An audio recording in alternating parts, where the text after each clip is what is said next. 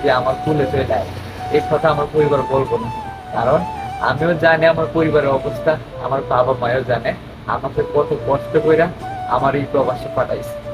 আমার মতো এখন হাজার হাজার পরিবার আছে যারা হচ্ছে মধ্যবিত্ত ও নিম্নবিত্ত পরিবারের সন্তান, তারা প্রবাসে আসে অনেক স্বপ্ন নিয়ে, কিন্তু সবার স্বপ্ন তার পূরণ হয় না। যে একটা জিনিস মাইনা নিতে হলো ভাই, আমরা মধ্যবিত্ত ও নিম্নবিত্ত পরিবারের সন্তান, আমরা কষ্ট করার জন্য প্রবাসে আসছি। প্রবাস জীবন জেলখানার চাইতে কঠিন, এটা আমরা জানি। তারপরেও আমাদেরকে মাইনা নিয়া, নিজেকে মানায় নিয়া প্রবাসে যুদ্ধ করে পরিবারের মুখে হাসি ফুরাই দিই। কারণ এটা যে আমাদের দায়িত্ব। আমরা যদি এখান থেকে চলে যাই, তাহলে আমাদের পরিবারের অবস্থা কি হইব, এই চিন্তাটা আমার সবসময় করতে হয়। আমি যখন খুব কষ্টে ছিলাম, যখন আমি মা বাবাকে বলছিলাম, তখন আমাদের উত্তর একটাই বলছিল, এত টাকা ধার দেনা করে